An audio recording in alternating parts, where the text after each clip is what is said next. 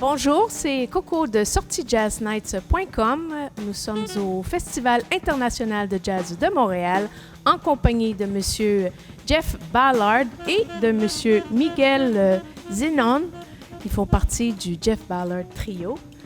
Hi guys. Hello. How are you? I'm well, thanks. Yes. I'm also very well.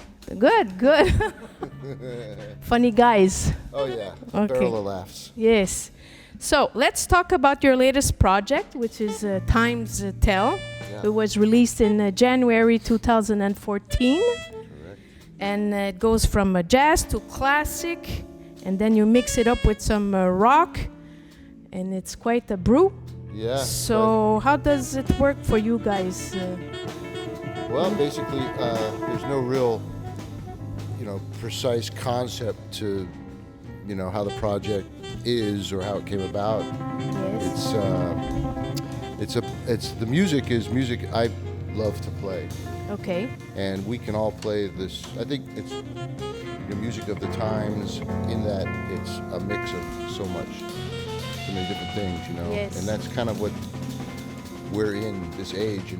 Someone can play rock and roll, someone can play music that's from Argentina, from Cuba, from Brazil, from all these different countries in Africa, and also from America, and you can mix them.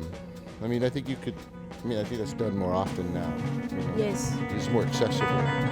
It's not always a great idea. I want to make that point too. Okay. But with these particular musicians, Yes. it works really, really well.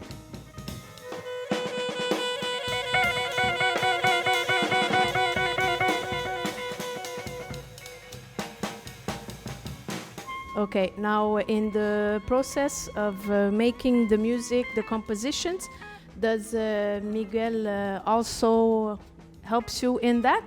Absolutely, yeah. Yes? Everyone's open to bring in one of their own songs. Okay. Somebody else's song if they would like to play it. It's just wide open. It's the only criteria is if we feel we really like this song or we think the song can work in this group, because this group has a particular instrumentation. It's Yes. not typical. There's guitar, alto saxophone, and drums.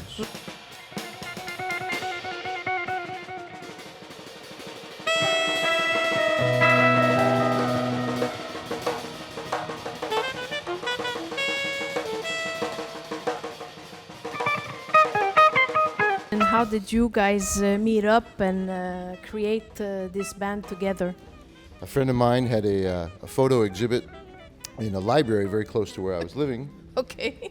And she suggested that I asked these two guys to play. I said, what a great idea. So from there, we've been a band for about 7 years now. So That's nice. yeah, it's great. I've known Miguel for maybe 17, 18 years. Okay. Now, man, going on 20, catching up. So we play with a great musician from Argentina, Guillermo Klein. Okay. And I've known So that's Miguel how you through guys that. Yeah. were in together. Okay.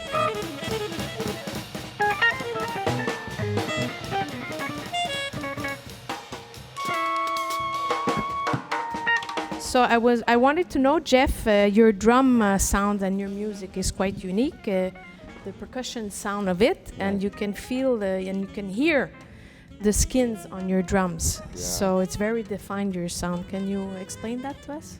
Yeah, it's very earthy and skin sounding. Yes, yes. Yeah, no,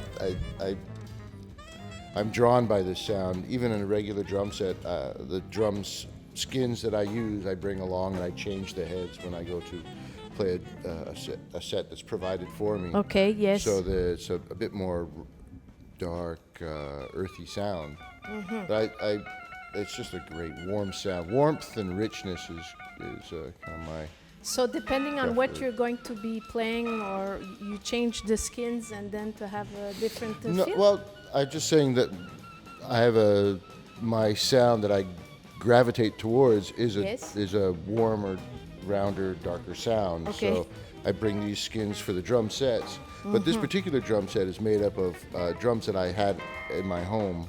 I know, it's not a regular drum set you got. Right. Yes. I've got a drum that's from Colombia, a bombo from Colombia, which acts as a bass drum, and then different drums from Pakistan, Morocco, from India, all set up kind of like tom-toms and things like that. I also have a snare drum and some cymbals and a floor tom as well.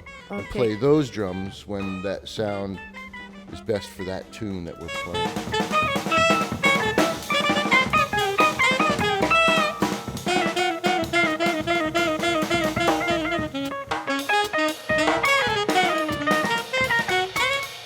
I know that you have a beautiful project called Identities Are Changeable. So could you elaborate on that project, please? Sure, yeah. It's a project that we've been putting together for a little while. Actually, we just basically finished the recording. And the project sort of focuses on the idea of national identity. Yes. As is reflected on the Puerto Rican community. I'm from Puerto Rico originally. Yes. So the Puerto Rican community in the United States, basically second, third generation, specifically in the area of New York City, which has the largest community of Puerto Ricans outside of Puerto Rico. So what I did was I conducted a series of interviews with certain individuals, all of Puerto Rican descent or New Yorkers of Puerto Rican descent. And then I used some audio and video clips from those interviews to write music around them, you know. So the music ends up being this sort of song cycle which touches in various themes that all revolve around the question of what does it mean to this people to be a Puerto Rican, or what does it mean to be Puerto Rican. And then is orchestrated for my usual quartet plus a 12-piece sort of big band. So it's a large ensemble. And it's a sort of multimedia project. So it uses some of the images from the interviews, and it also has a sort of like a video installment created by an artist, David Dempelwolf. And like I said, we just finished it, and we're hoping to release it somewhere around November. Yeah, it's quite a nice year. project.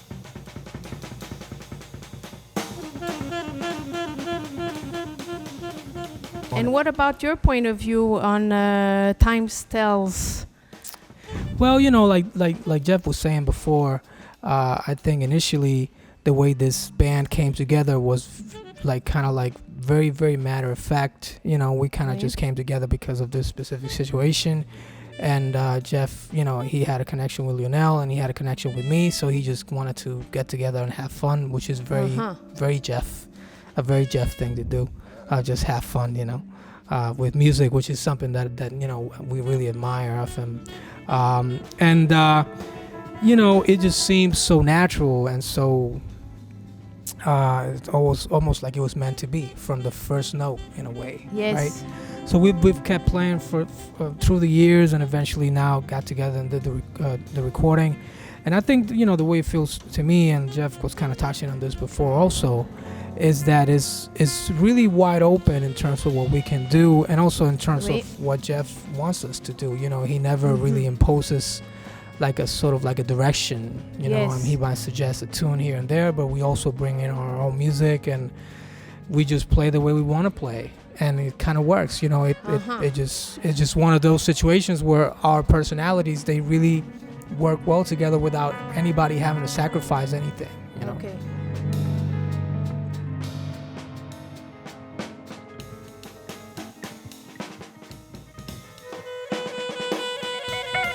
But you did sacrifice the bass. Out back, he's laying with his throat cut. Yeah, no, it wasn't a sacrifice. It's just a different. I think it's got a different gravity to the group in a way. You know, I mean, there is bass notes. There are bass notes or bass sounds. Like I'll fill up that empty space with lower sounding drums. But not to make up for. This is the important. If there's any one thing that I've asked them to do, is to not feel obliged to make up for not having the bass there. Like, you know, don't play the bass line. So it gives you more time for improvisation? It gives a different spatial feel, a different gravity, I think. Because everybody plays very, a big portion of the way we play, these us guys, is there's a hefty dose of rhythm to it. Yes. So we play very rhythmic melodies in a way. So so there's a certain kind of a focal point or grounding element that's in there that the bass really provides often. Not that he has to, but that's a thing that can come with the bass. Yeah? Yes. So with this kind of a focal point that we have, which is playing with rhythms and playing with tension and release and rhythmically, Oui. not to mention harmonically as well. It's great because we're able to kind of, if this is the focal point, it Yes. can shift. It can move in who's providing an ostinato pattern, or who's providing a rhythm section part, or who's Okay. providing a soloist part. And often that kind of changes within the soloist. You know, if Yes. Miguel is soloing, then there's a moment when what I play is kind of soloistic, and so we're both playing counterpoint. But then we're also playing together with this awareness, or this game, or this play with a rhythmic element, which is kind of a bass, gives you a solid spot. Maybe not a bass, but a fulcrum, Yes. a focal point. Yes, So that can shift around, and that's kind of fascinating, really fun. So it wasn't, it's never a thought of like we're not missing anything.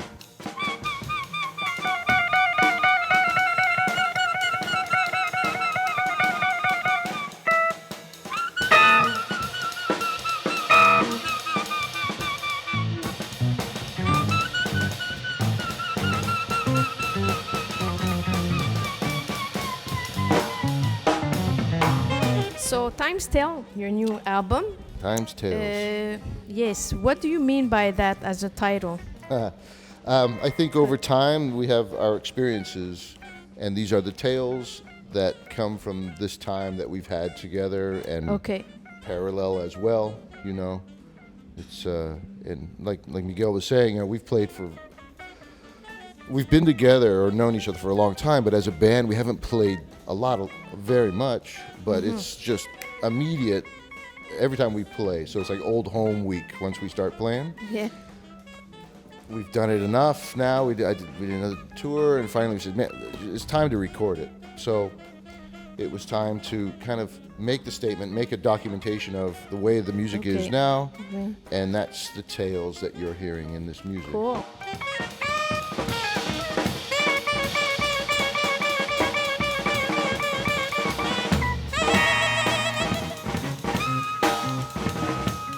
Inspiration to write a song for you, it's an everyday thing, everyday life thing, or is it a musical process? Well, sort of both. I try to make an effort to write something a little bit every day, just as part of my routine. Yes. Because I feel that writing music in this case is almost like practicing your instrument, right? The more you do it and the more comfortable you feel, Okay. Yes. the easier it's going to be for you to translate those ideas into paper or into the computer and into other people, so other people can play it the way you really hear it, right? But then at the same time, I'm also I'm very slow, in the process of writing. I Okay. take a very long time sort of molding things, Yeah. molding ideas. I listen to it. I That's write your something. style of doing it. Yeah, I Okay. can't really just sit down and write something like in Okay. 5 minutes, like some people that I know that they have that gift. I Okay. don't have that gift. You for have me, that it's, too, Jeff? You can sit and write like Oh that? yeah, I can't stop me. It's no, I'm very slow. I'm very Oh, slow. so? I mean, Okay. the first statement, the first bar or two, great, and then I'm stuck. That's when these guys come in and you get Lionel. We haven't done a too. collective thing yet in that Okay. way. Okay. Actually, collectively we play music that's very open, meaning free or without scripted things. Yes. And so we compose right there, really in the moment. Play that way with the idea of making a song. But yeah, it's sometimes a song comes very quick, but most of the time, it's long in coming.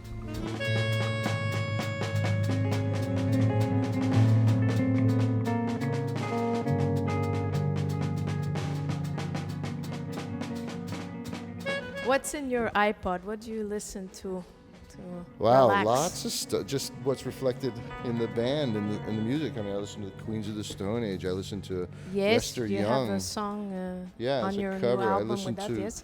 to modern classical music. I listen to.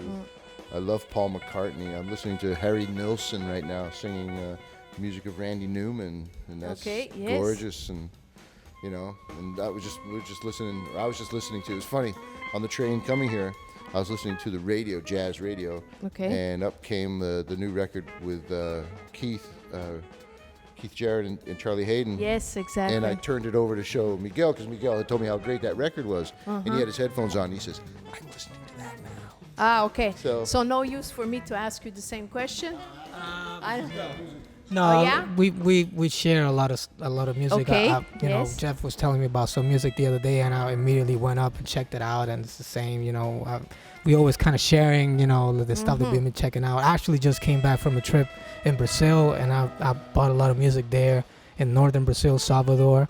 So I brought a lot of that back, and I've been checking that out and listening to it. And Jeff recently was telling me about this Freddie Hubbard record called Super Blue, so I went over and bought it. I've been listening to it every day. Okay. Clifford Jordan record called Glass Bead Games, also great, which I didn't know. A friend recommended, so I think a lot of the stuff we will listen to is stuff that we share. It's like he might be listening to something that I don't know. He'd be like, do you know this? And then I'll go immediately check it out, and then the same, So that's one of the great things about being in the band, especially when you have different personalities within the band, is that you can share stuff like that. Yeah, and different backgrounds also. Yes, exactly. Yes. Very nice. Well, thank you, Jeff Ballard. my pleasure. Thank you. Thank you, Miguel Zenon. Also my pleasure. Enjoy your show tonight. Thank you for sharing with sortiejazznights.com.